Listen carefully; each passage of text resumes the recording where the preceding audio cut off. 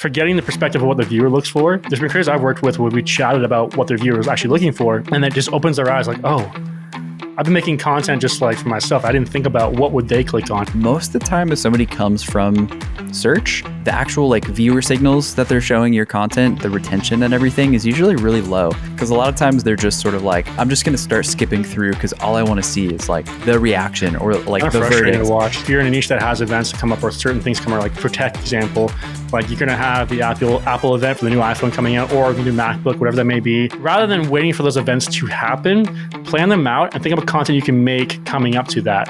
Hey, welcome to the Video Creators Podcast presented by vidIQ. You know how you put a lot of time and energy into your YouTube channel for not nearly enough growth? Yep, we get it. We are here today to help you change that. Hello creators, how are you guys? Welcome back to another Video Creators Podcast brought to you by vidIQ like we do every Monday for you.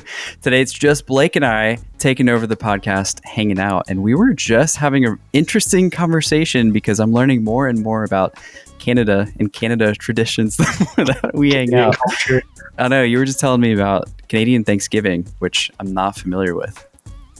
I know. I mean, at the time you're probably hearing this podcast, excuse me, this is not Thanksgiving. We are months away from Thanksgiving, but I think we're just chatting about different differences in like different holidays in the year. So yeah, Canadian Thanksgiving, I mean, for us, it's, you know, what we do is we get turkey. It's October. I think it changes. It's the weekend this year. It's going to be like October 12th that weekend. But essentially what we do is we go and get a turkey, we get maple syrup and we pour it all over the turkey, put it in the oven for a bit.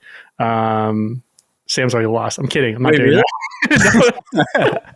You look serious too. I was like, wow. Sam's just like, what? No, yeah. No. It's the same as you guys. I totally pretty much. You too. It's not as, this is one thing I've always been curious with you guys.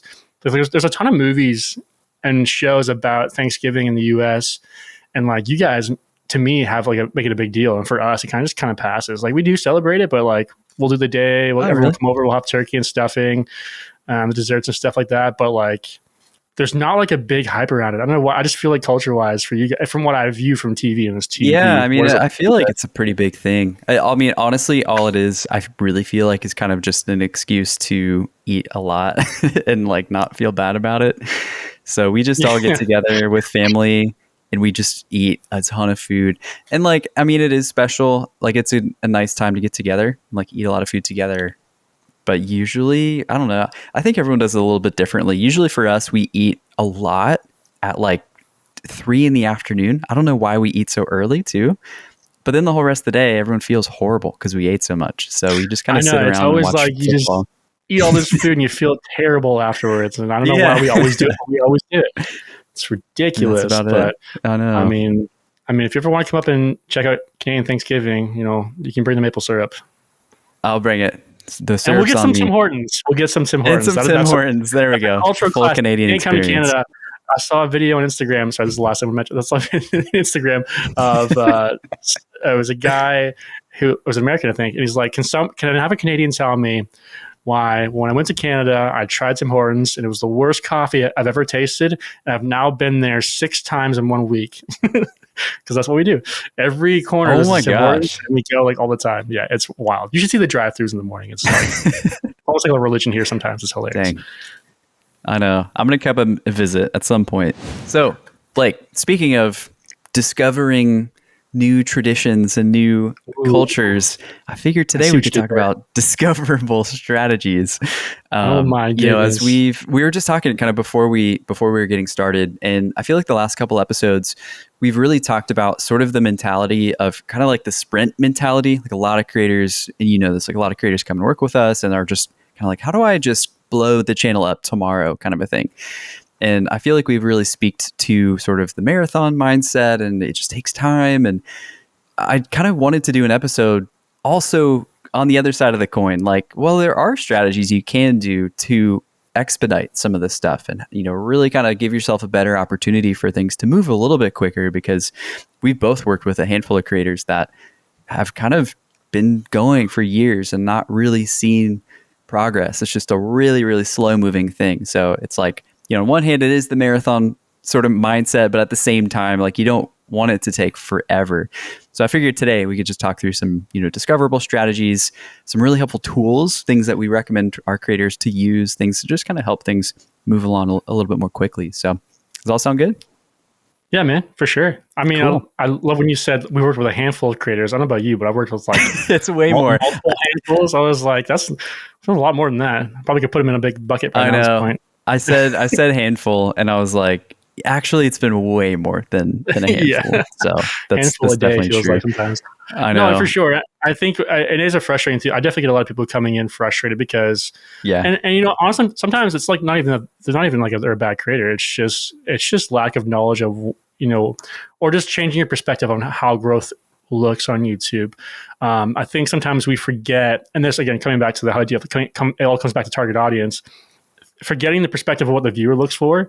There's been creators I've worked with where we chatted about what their viewer was actually looking for, and that just opens their eyes like, oh, I've been making content just like for myself. I didn't think about what would they click on. Like it does come down to psychology at some point of like, I think of like any of the bigger creators who create thumbnails a certain way or edit a certain way or use stories and like hold things back. It's because we know human psychology. It's like, I can make you think this by doing this, right? Or want to click on this, or like we use music and movies for what reason? To drive emotion. Like it's the same idea right now too. So there are a lot of strategies you can utilize. And when we're working with creators, it's like, okay, let's take a step back, look holistically, look at like who we're trying to actually reach for your channel and think about, if you can put yourself in their shoes, what would drive emotion for them when it comes even to your packaging, right? And one strategy I use quite often with people who are maybe kind of stuck or in the early stages is that known to unknown strategy, and it works really well. Actually, I had a creator today who showed me his. He found it. He was really frustrated. Actually, he has a metal music channel, and he found another creator who's only been around for like a couple months. And this creator, you can see kind of the progression of like not like the thumbnails were kind of really messy, the titles were very long, and then they figured it out. And like they have a lot of thumbnails, very simple. The faces of the people in those bands are very close and to the screen.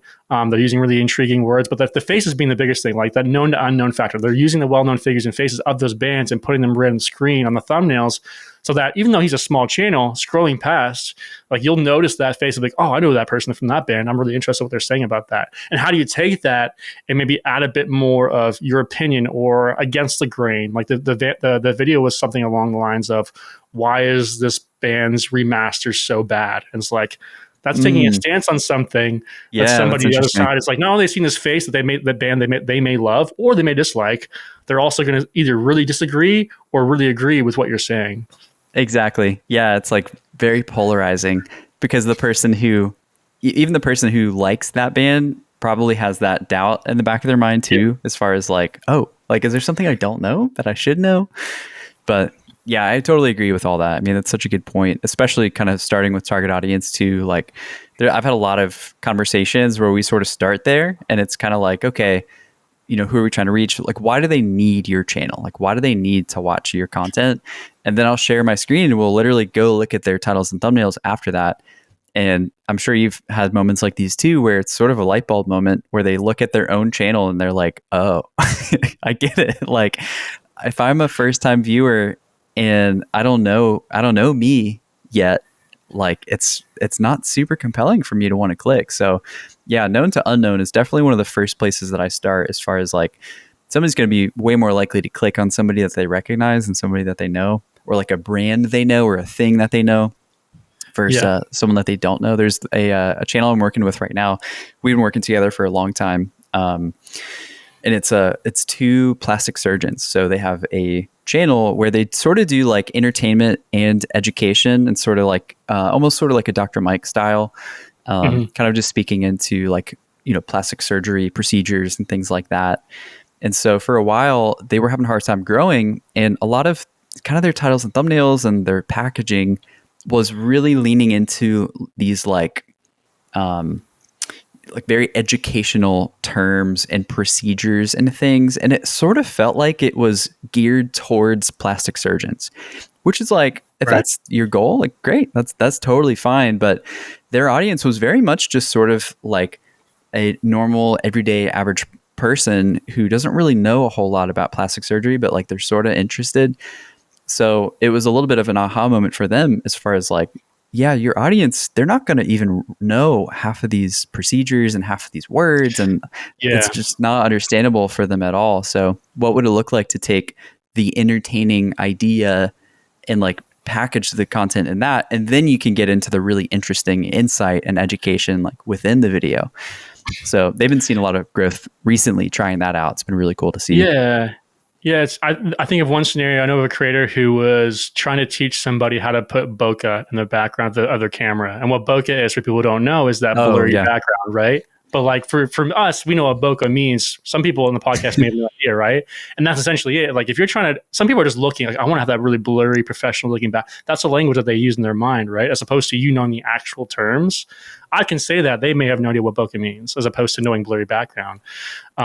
I even the idea of even using like what people would call 5-year-old language for stuff too is like that's essentially what you're trying to, especially if you're thinking like this. The whole point of discoverability is to be shown to a wider audience, get more impressions.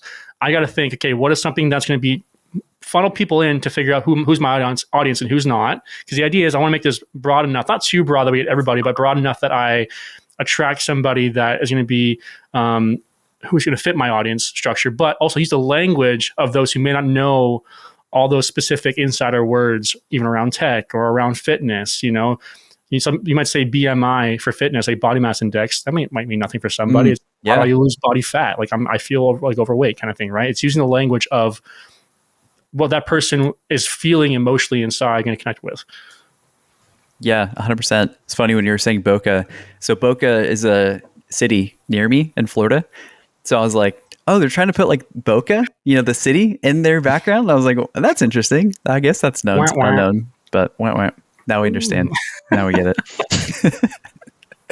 No, I think this is all good though. Yeah, I mean, I totally agree. Even with sort of that mindset wait. Let's go back though. I have a question for you now. Boca. Oh, is it question. Just, hit me. When you go to Boca, is it just everything blurry? Yeah. How do you think they got the name for Boca? Yeah, there's sort of this like force field when you drive into Boca. There's a lot of car accidents that happen there. Either it's really blurry there, or somebody just wasn't wearing glasses when they decided to name it. Because that doesn't make any sense to me. Yeah, that's a lot of. They Boca actually they grab everybody with bad vision and they just all move there together. So there's like constantly a state of Boca. Oh my gosh! If you're from Boca, please let us know. I'm sorry. We'll send you some glasses. This is what you get for letting us lead the podcast. I love it. No, this is good. I think one last thing I'd tack on to kind of crafting it so that like a 5-year-old could understand it too is also like the length of titles. I think a lot of times we see like everybody's trying to stuff as much as possible into the titles. And, you know, years ago, kind of the like keyword stuffing thing was more of a thing, but really if there's like one hack, I guess that I would say is to just ignore that.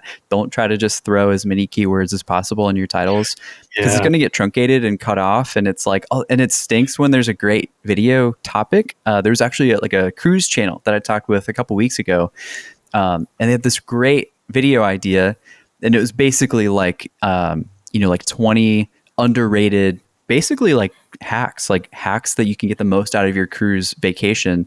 A lot of people don't know about these things, but it was like front loaded with sort of general keyword words. And then what was truncated and cut off was, the real value, which I was like, man, everyone's going to miss that unless they actually hover over and kind of keep their mouse on that for a couple seconds. So that's a big thing really too. Keep it simple. Yeah. Honestly, and I think it just like looking at it from like, again, holistically, if I were to step back and look at even the sentences alone, if it's too long, it just feels like overwhelming to the mind. I'm learning more and more looking at titles that like the shorter ones, sometimes even ones with less capitalization just feel more inviting because there's less for me to look at, less for me to read. I can see it really quickly.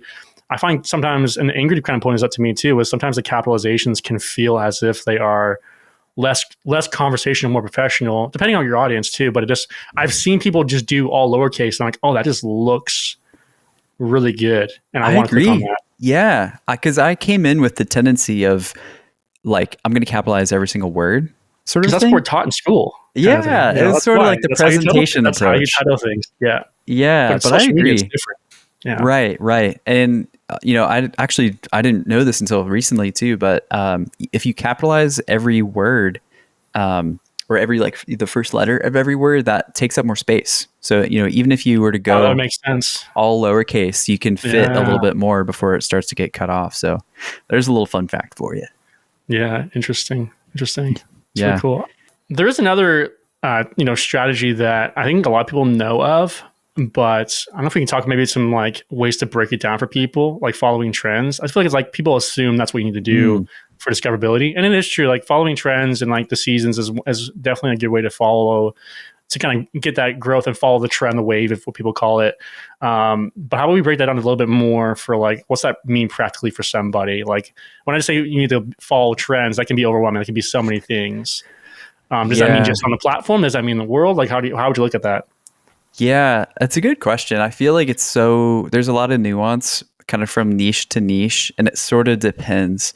If there's like a trending thing happening, like if you are making content in your niche, you probably know this stuff. Like you're probably very aware of sort of what trends are coming up or sort of what's happening.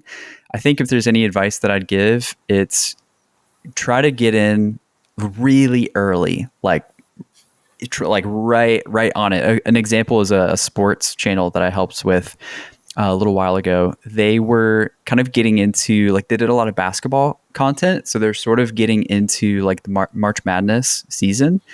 And so they got a video out really late talking about March Madness. I think it was maybe like April or May at that point. Just way too late for it. So for that kind of thing, it's like, what would it look like maybe even a couple of days before March even starts at the end of February? Yeah, that's what I was thinking. Like get in early, season wise or like event wise too. Like for example, like sit down if you're in a niche that has events to come up or certain things come up, like for tech example, like you're going to have the Apple event for the new iPhone coming out or the new MacBook, whatever that may be. Google's events. Maybe, there's a new ChatGPT version coming out, like, OpenAI does something, but like you can sit down and usually plan those things out well in advance, like roughly the timeline of when they're going to be in. Like Apple usually does stuff in September a lot of the times. I mean, you have Christmas, let's think sports, let's say the Super Bowl is coming up. Like rather than waiting for those events to happen, plan them out and think about content you can make coming up to that.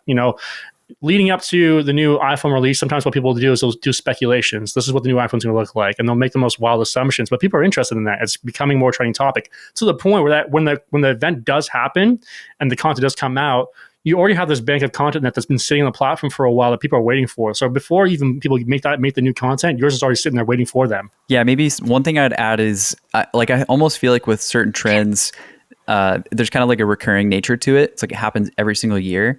So there's kind of a nice way to predict that sometimes too. Yeah. Like I'm kind of thinking of the creator who maybe they aren't super aware of what trends to look out for or anything like that. Maybe for that creator, Google Trends is a pretty good resource. You can take a look at kind of what's kind of some trending topics. You can get pretty specific to looking for, different topics and themes and things like that. Another one that comes to mind, have you used Social Blade very much? I have, yeah. Yeah, Social Blade can be really helpful just to sort of look at kind of the year of a particular creator and just sort of see kind of their growth at a pretty bird's eye view. But I'm just thinking of the creator who's maybe a little bit newer in their niche and they really look up to some of these other channels that are maybe within the same niche. You could even look at their channel on Social Blade and kind of take a look at the whole year or maybe the last, like 2 years or so and really see, like, are there any patterns happening? When do they kind of blow up? And then if you notice a particular month, maybe it's like, oh yeah, the last couple of years, they always seem to rise a lot in September. Like what sort of videos are they putting out in September? They may be tapping into some trends and that might get you some ideas as well. Yeah. You mentioned Google Trends too. That's a great resource. And what you can do on that is you can actually, I think you can even change it rather than just Google search to YouTube search itself. And then just type in the query of like, maybe the topic could be iPhone, could be like, pizza, could be guitar, anything. And then see. Did you say pizza? I did say pizza, and I said guitar because of you. But what you're looking for is you're looking for that. You're looking for that when in the year, or can you set the time span too, like custom? I'm pretty sure you can. Yeah. Okay. If that's the case, then too, you can just look to see on the graph where that starts to pick up, when the peak is. And rather than putting the video out in that peak, you want to put it when it starts to slowly rise, that first initial little hump there, when it starts to pick up. Because that way you can, what they say, ride the wave, essentially do the same thing. You're going to ride that wave up to that peak, to be like sitting there ready for somebody who's already searching for it. You never want to be the last one. It's hard when it comes to those events, because like as soon as the Apple event comes out, everyone's posting a video on that same day. I'd rather be sitting there a couple days before, or a month before, with content that's been sitting, performing, gathering data, that might be the first to be found, rather than somebody else who's posting that same day. Yeah, that's so true. And I think too, I kind of want to speak to kind of maybe the other boat when it comes to trends, where maybe it's not like a yearly kind of annual seasonal kind of a thing, but maybe it's like, a new surprise product comes out, or like there's this thing, it's sort of like a flash in the pan, and you really want to make a video on it. There's an example of actually a guitar guy who does a lot of, we've both watched this guy before. He makes a lot of content around guitar gear and guitar pedals and things like that. But there was kind of a surprise announcement of a pedal that they just announced it like a month ago or so. And it was sort of a surprise to everybody. And so, this guy, he couldn't just go buy it and then have it delivered, because there's a wait list and all this stuff. And he probably wouldn't even get the pedal until like months later. So he basically made a video, sort of like what you were saying, almost like a speculation, or, what do we think is going to happen with this? Here's how I'm thinking I'm going to use this with my guitar rig and all this stuff. And it was a great video. And he didn't even need to have the pedal yet, but he was like the first one out to get a video, and really was able to capitalize on some of the trending traffic there. Yeah, you can even do reaction videos to those events too. I've seen people do that, and that seems to do really well. Good idea. So not everyone wants to watch the entire event when it's being released, if it's a big keynote, but if they can watch your reaction to it and get the live feed of like, or even the clips notes, the clip, like you call cliff notes, or like the little clips afterwards talking about how it was good or bad, or your thoughts around it. That's always interesting as well too. But yeah, you really don't need. And there's one channel actually I can think of, tech wise, who always does like rumors. His whole channel is built around rumors for tech, like iPhones leading up to the events. He's always wrong. I don't think I've ever seen him be right. I stopped watching after a while because I got so tired of like everyone thinking of the craziest stuff, and then the event happens and nothing happens. Okay, I don't believe this anymore. But that's all he does, and it works well for him, because people just get really excited about trying to speculate. And he can post a day after the new iPhone comes out. Like iPhone 15 comes out, he probably made an iPhone 16 leak video right away, right? Because people are always interested in the next thing. So it's interesting that way.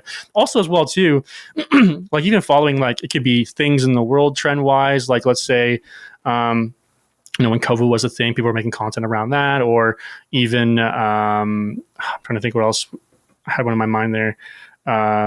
Squid Games. Squid Games was a really big one for a while there too, right? Yeah. And a lot of people make content around that because it was a really popular trend for a while. But it is a hard part trying to figure out, how do I, depending on your niche, how do I tie that into my content? But even just or even like Among Us, when there was a game that came out mobile app that was very popular, and I remember people who used the text from the Among Us font, or just the word sus was like for sus for suspicious. They used that in their titles, but that just like was known to unknown, grabbed someone's attention, said, "Oh," and there was a trend that was happening, and pulled people in immediately. So it's very interesting to do that. Yeah, that's a really good point. And I feel like that actually kind of does come back to target audience too, because it's like, well, what is your audience going to be compelled to click on? Yeah. If it's they maybe may not watch Among Us. Right. Maybe you have more of a like millennial kind of younger Gen Z crowd, and you're able to put like sus in the title. It's kind of like tongue in cheek. It's clickable. Like it's kind of funny. Because it's a known thing. But if you're maybe like an older, maybe you have like a real estate channel for like, or maybe you're like a retirement channel for like older people, and you're like, retirement strategies that are sus or something like that. They're probably, I would click on that though. I would click on it, but the 64-year-old getting ready to retire may not know what that means. That's true. It's true. Really gotta think through that. Discoverability wise, it might reach a wider audience too. That's true. But is it the right audience? That's what it comes down to at some point too, right? Because the last thing you want is to just bring in so many people who just aren't there for your actual content. So yeah, well, I mean, that kind of is a good segue, because I wanted to touch on what you just brought up with the guy a second ago, where it was like, well, he made all these sort of speculations and guesses and he was wrong every time. And he got you through the front door, but you ended up leaving. Like, if I would imagine that's probably happening with a lot of his audience, and can be maybe a little bit of a downfall with 100% discoverable strategies. For that creator, was that kind of the only type of content he was making, or? It really kind of is. I haven't watched them in a while, but there was one point where they were talking about, and I was like so hyped over, because there was all these leaks that came out. It was confirmed, like the new Apple Watch is going to look like this. The new iPhone is going to have this feature, and I was like, it's for sure, it's confirmed. Day rolls around, everything they speculated, not one thing came true. And every video he does, and I've seen multiple videos of him. I was like, I was wrong. There's been multiple videos around that. I'm just I can't do this anymore. So I haven't watched him in a while, but a lot of his content really is, I don't remember what it's called, but it pretty much just is leaks and news around tech. So I don't know, people enjoy it. And maybe it's his personality. People just enjoy him too. He's kind of funny. He does make some dad jokes here and there, but I just couldn't do it anymore. I'm so tired of the lies. I can't do it. I know. I totally get that.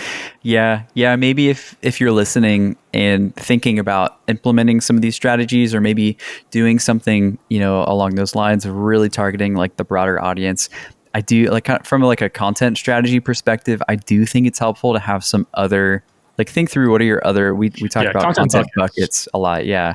It's like, what are maybe some other types of videos we're making where the viewer can maybe have like a slower pace, or maybe like a more personal feel, and they can kind of connect with you a little bit more too. And it's not all like, oh my gosh, like big deal, super broad types of content, because it's really easy to get people to just walk straight out the back door if that's it.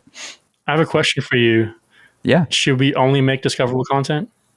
No, I think it's kind of what I'm touching on. I think, I think of a newer channel. If you're a newer channel and you're really starting to spark growth, I think it's totally okay to maybe lean more heavily into discoverable content.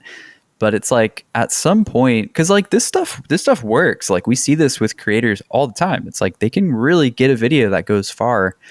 But it's like, I almost feel like if you've brought in all of these new viewers who they kind of came for the thing, or like they came for the known person, if they're doing the known to unknown, one of these strategies, they kind of came for that thing, but like you really want to retain that person too and get them coming back. Yeah. So, I do feel like community content can be helpful too.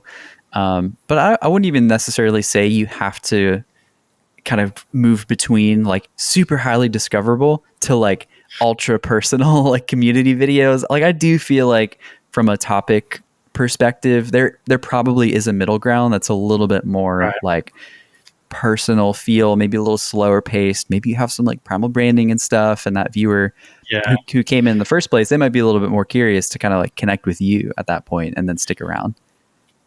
There's another idea I had for discoverability we talk about too, but I feel like it could also include some community aspect to just kind of the nature of the type of content.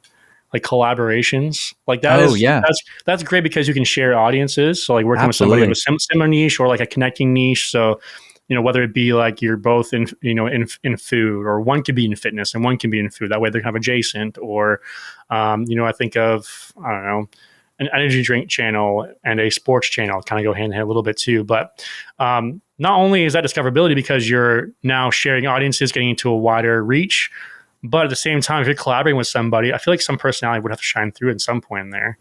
Absolutely. Yeah, there's one, or actually two creators that come to mind who collaborate pretty often with one another, who do it super well. You've probably heard of them before. Have you heard of Andrew Huang before? He's a producer. Yeah. Super, super cool channel. His whole channel is like chock full of primal branding. He's Canadian. Is he? Wow. He's from Toronto, I believe. Wow. Yeah. So he's probably, you guys should get together for Thanksgiving. That would be a pretty good he does. He shows up, he brings the maple syrup, pours it on the turkey. Brings Tim Hortons. Yeah, well, I'm taking his job this year. He's going to have to. We play hockey in the backyard. Like, it's wild. Yeah. No, so kind of actually good example with what we're talking about here, where there's like the collaboration, discoverable opportunities, but also sort of the, connectability opportunities that come with that too. And it's actually kind of become problem branding for him. Yeah, every October, funny enough, he collaborates with this guy, Rob Scallon, who's kind of like a guitar channel, but he does some production stuff as well. But they very much have a similar kind of shared target audience. So it makes sense for them to collaborate together. But every October, they get together and they record a full-length album in a day. Like in 24 hours, they get into a studio together, they like put a timer on, and they're super talented, but they both just jump on different instruments, and it's kind of funny. And, but they're full songs. It's like they will write lyrics, they'll sing them, they'll perform them, and they write an entire album in a day. So they've done this probably for like, I don't even know, 3 or 4 years at this point. Every October they get together and they put it on Spotify. It's a whole thing. But is the album good? Not really. It's not really good, but if you understand the premise, like they're funny. Yeah. They're just kind of goofy songs, and they're goofy people. Like especially Rob, he's just a really funny person. Like that's kind of a part of his personality. So when you listen, it's like you kind of laugh as you're listening along. But for them, it's sort of like they've taken this idea of collaborating and sharing audiences where normally that's a really discoverable strategy, like we're talking about. But it's sort of become this community thing too, where people are like, oh yes, it's October. Like we can't wait to see your guys' kind of collective album that you're going to put out this year. Like it's always like this sort of primal branding-esque sort of thing. I think of Colin and Samir too. They do it quite often. Like that's pretty much how they did a lot of strategies. They did a lot of strategies that we've been talking about, the known to unknown, because they do a lot of like coverage of the creator economy and people who are like growing in the economy and like who are just very popular. So they've done like, I don't know, like we want to call them documentary, like mini documentaries around the mini series talking about their lives, to the point where they've had such a wide reach that they can now collaborate with these people. And now somebody in that audience of, let's say, Ryan Trahan, who they've had on there, or Michelle Carre, will see her on the thumbnail, or they see those people on the thumbnail and they say, well, who are they chatting with? And now they've been introduced to Colin and Samir. So now it's really cool. I mean, vice versa too, right? So that's like two strategies of one for both of them, but it works really well. And I think it's fun too, because I think the biggest draw for me of like wanting to get back in YouTube, like back on my channel a little bit more too, is like the opportunity it brings with it. Not even just like, yes, being full time, but the people you get to meet. Like when we were at Vid Summit, it was really cool. Yeah. Totally agree. The world it brought you into. Like I got to really talk with people I never thought I'd ever get to talk to, meet some people I didn't know were out there who had really cool channels. Like it's wild what that can do for you, right? There's tons of people that I would love to kind of collaborate with, but like just friendships that you share with people who do the similar things. It's so cool what that can do. Yeah, I agree. And I mean, I know if you getting to meet me was a pretty big deal. So I know that was the top of your list. I'm still doing counseling since then, because I met Sam and I was like, this is torture. I tend to have that effect on people. Yeah.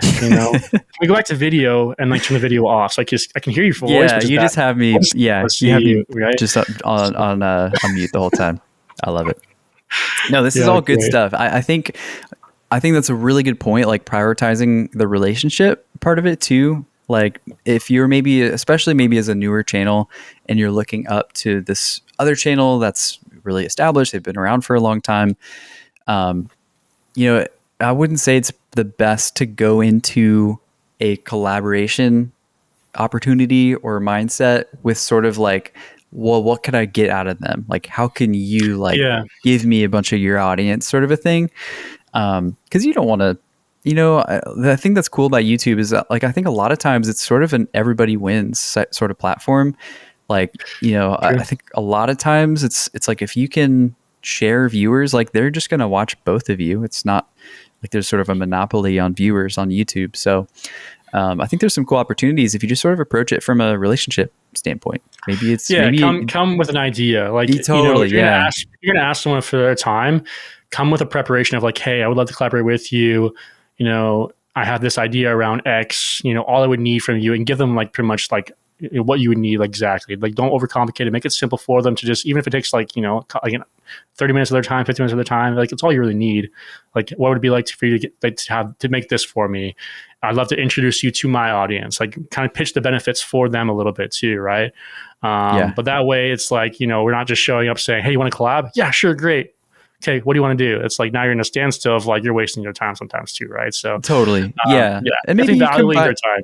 Yeah, maybe you combine some of these strategies too. Maybe it's like, a trending thing is coming up and you can Yeah. say like, what would it look like for us to react to the newest iPhone like together, and we could do something together. What would that look like? You can come with an idea. You could combine some of these two to really sort of maximize that opportunity. So Yeah, for sure. What are some other when we think of discoverability, like a lot of times I hear people thinking, well, I need to go and target search the entire time. What are your thoughts I was going to about say that? And yeah. what else do you think we should focus on? Yeah, I feel like, especially with what we've talked about, if there's more like trending things going on, a lot of times that means they're more searchable, and you may end up getting a lot of traffic coming from YouTube search or from Google search, which like isn't a bad thing. It's like traffic is traffic, especially if it's going to be a broader topic or something like that, and it's just maybe highly searched. Like, it is what it is. It's fine. But if you get into your analytics very much, you'll see most of the time if somebody comes from search, the actual like viewer signals that they're showing your content, the retention and everything is usually really low, because a lot of times they're just sort of like, maybe it's the newest iPhone, and it's like I'm just going to start skipping through because all I want to see is like the reaction or like the frustrating verdict to watch. Yeah, or you just start especially for me as a creator, like putting my like heart and soul to something, and it gets found in search, and then I just see like the bumps of like just people wanting the thing. I'm like, come on, like I'm trying to make a story here.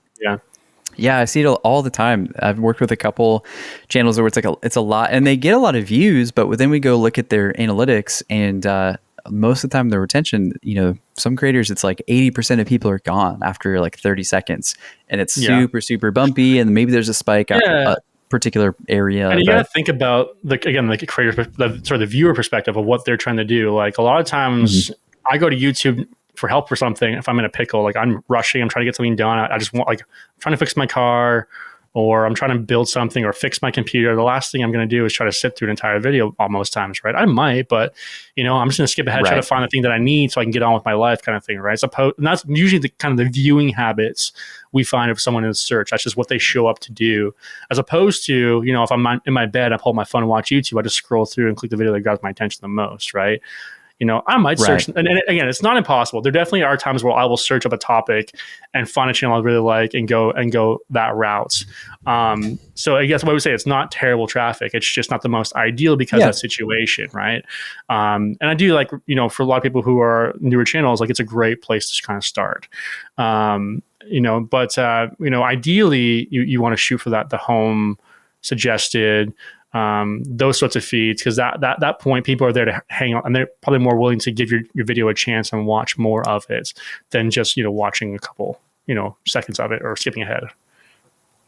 Yeah, 100%. Yeah, and I kind of want to unpack suggested or recommended a little bit more, because I think that's kind of an underrated opportunity. I think sometimes it feels like we have no control over maybe targeting suggested as a traffic source. And it's kind of like, well, that's YouTube putting those videos in front of people, and there's no way for me to kind of have any control over that. But like, if we think about it, YouTube is really good at connecting similar topics to one another. Like, maybe you even find a certain creator who has many different topics of videos. Like, they talk about lots of different things. A lot of times, if you watch one particular topic, YouTube is going to recommend you another similar video to that similar topic, and they'll kind of like link together. If, let's just say, for the sake of the example, there's a creator out there who makes fishing videos, but they also make more like sailing videos on the same channel, and it's like they're both like water activities, I guess, but they're different. So if I'm watching a fishing video, YouTube is probably going to surface a fishing video for me next, like in the recommended or the suggested tab on the side. And so what you can do as a creator is, oftentimes you can kind of find a channel. Maybe they don't have a ton of subscribers, but they have a video that goes really far. Maybe if you go into your, go to search and try to just look up a similar topic to a video that you want to make, and then find a video that a creator made kind of meets those requirements. So, they don't have a ton of subscribers, but they have way more views than subscribers. So it's kind of evidence that this video went really far. If you can find too, if that video is still performing, like still bringing in viewers, that's even better. But from there, you can actually go craft maybe a similar or a better version of that video, or if there's like a part 2 to that one, or like what would logically make sense for somebody to click on or watch next, make that video. And then there's a good chance that YouTube can surface your video as a suggested video on the side of that. And then you can sort of move some of that traffic, especially if it's a similar audience too. It's a really, really cool way to source some of that traffic. And yeah, it's super cool to see when that works. Totally agree. I think recommended is and suggested are probably like really important pieces of traffic. What are your thoughts about shorts though? That can be I get a lot of people who come in, a lot of creators who come in skeptical. I can't even say the word properly. They're skeptical about shorts, and I get a question a lot. Is it worth it? Should I do it? What are your thoughts? Yeah, I think if you're not doing it, then I 100% would recommend it. There's a creator I'm working with right now who they're having a really hard time growing. They've been sort of stalled out for a while. They're not making any shorts at all. And to me, it's sort of like, well, it's an easy win. They're really pretty easy to make. It's under 60 seconds. At the very, very bare minimum, you can repurpose your existing content, which, I wouldn't say that that's the best practices when it comes to making a short. But if you're not doing them at all, I just think there's like your audience is there. Like they're consuming shorts right now, and you're not doing anything to try to reach them. We may as well throw some hooks in that pond. And, there's the question of like, well, how many of those viewers are going to actually come over to the main channel and like watch regular form content? And from what we've seen, it's not a huge percentage, to be honest. Yeah. But it's sort of like that can really get the ball rolling. I mean, if you're not doing it, you may as well, just, throw some hooks in the water. I think the draw for me is the fact that if they watch enough of my shorts, they'll get offered or surface some of my long form content too. And ideally, that's what I want to happen. If they're a user that uses both shorts and long form quite a bit, which I find I do. But I do agree that can be the frustration then sometimes too of like, how do we get them to come over from shorts to long form? I feel like going from long form to shorts is usually the easier way because people will just pull it up and without realizing and then just start scrolling through and you might find it, right? Rather than the other way around. But it's also how do you feel about maybe testing content? Like I've heard sometimes people will make a video concept and then test it in shorts and see how does this perform before I try it long form wise. Yeah, I think it's something that could be really interesting to test. I haven't personally really experimented much with that. Yeah. Like if there's maybe a new video, if I were going to like give recommendations, maybe if there's because we talked about trending topics, maybe it's a little bit early in the year, but in like 2 months, there's a big thing kind of coming down the road. Maybe you could begin to just experiment a little bit with your shorts. Because again, it's like if you can get ahead of the game a little bit and maybe have some predictions or whatever, it's not going to feel out of place if you're maybe like a month early. Right. So maybe you can test a couple of different options and just see like which one resonated the most or went the furthest, and then kind of roll with that for your full length video. There was somebody. I forget his name. I want to say is it John Uche? I can't remember his name. Yeah. I did send that. Yeah. So he was talking about. He talked about titles and thumbnails, I believe, too, but I think he talked about shorts. And I believe, from what I remember, he did test like hooks and that in his shorts, like first before using it in the long form, like which of these videos has the strongest hook, which one grabs someone's attention the most, and then saying, well, in a few seconds, I was able to grab their attention. That's what I'm going to use for my long form content. So it's a great testing ground, which really it's great because it's like, I don't know, I almost treat it as I'd much rather experiment sometimes that quickly with a short form piece of content than I would long form, because who cares if it doesn't perform? Like as a short, it's meant to just kind of throw it out there and test things, right? It's okay. Yeah. Yes, it can blow up and reach a lot of people, but don't freak out if you toss a short and doesn't do that well. It's like, cool, that topic didn't work or my audience didn't resonate with it. It could be a cool confirming that way too. Who knows? Or the way I structured it doesn't work. Maybe I need to work on telling a stronger hook faster with a short and then implementing that in my long form content, utilizing a lot of those strategies we talk about when it comes to storytelling and that sort of stuff on the shorts first to say, okay, did this work?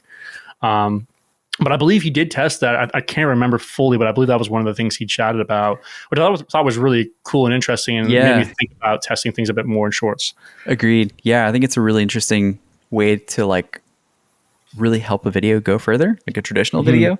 But I think too, the related video function with shorts now, that's kind of a cool way too. Well. You can because you can just connect right to it. Yeah, exactly.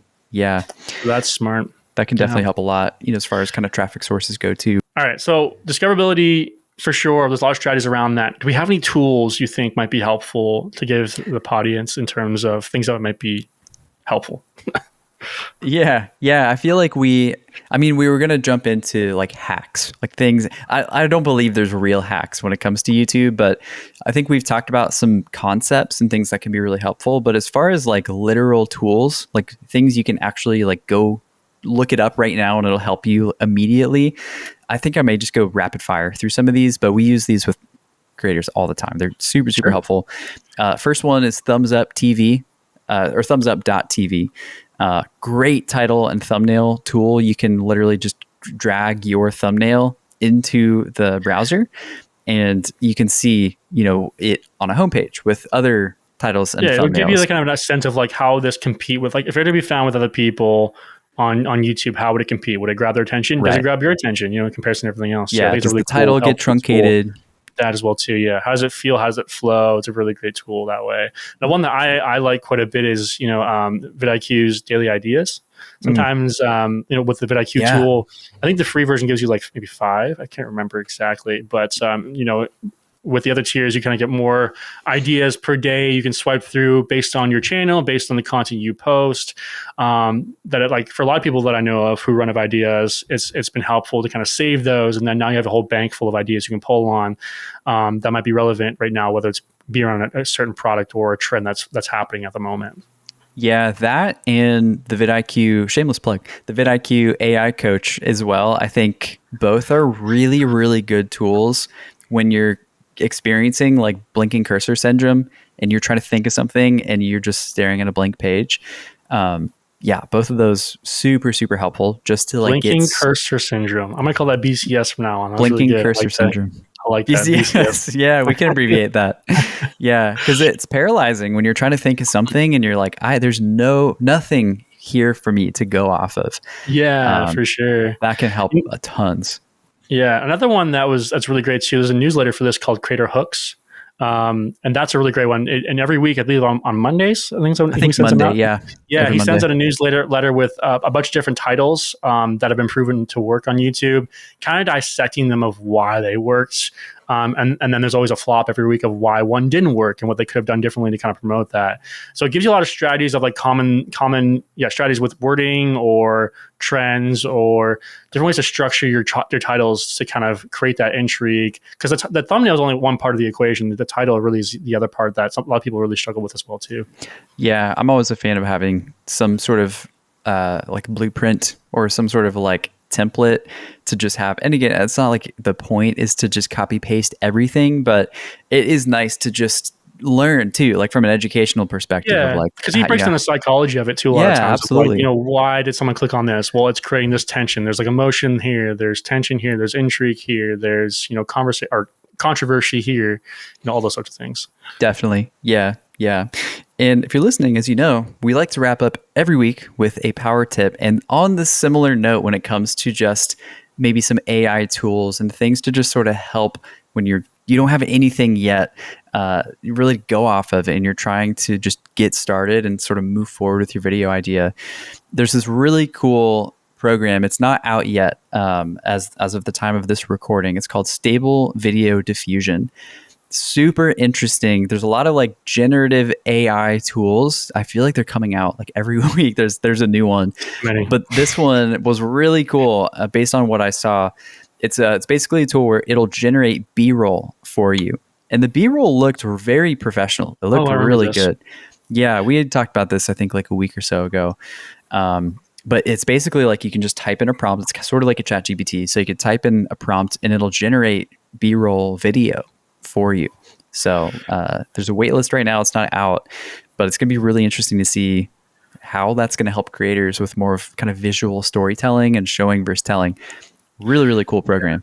Yeah, I think it's cool. There's because there are services out there that do offer like, stock B-roll you to pay subscription to even use, but for the like beginning creator who can't afford that, it's nice to have those options, depending if they're going to charge for this or not, that I can pull from now and utilize for my channel. Maybe a less, expensive way too. So it's really cool. Another thing as well, when it comes to AI or when it comes to any discoverability tactics, it can be really hard to kind of do it on your own. Which is, why people come, into, talking with Sam or myself, in vidIQ here, we have this one-on-one coaching program where you can work with a coach Monday through Friday, talk through all your pain points. If you've been working the platform for a while and you just are not seeing that growth, it's fresh. We see it all the time. It's really frustrating. And I definitely empathize with a lot of people. And a lot of times it's just, you just don't know where to go next, and having that non-biased view of your channel to kind of give you those thoughts of what's happening, or maybe some ideas that you just didn't think about.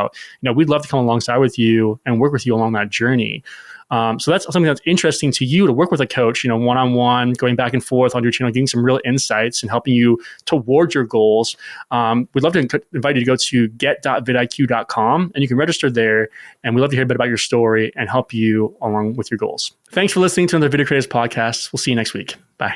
What I used to try to do to grow faster was I would hang from my bar and put some weights on my legs. I saw you starting to laugh too, and I was like, I don't even want to hear this. I'm just going to keep talking.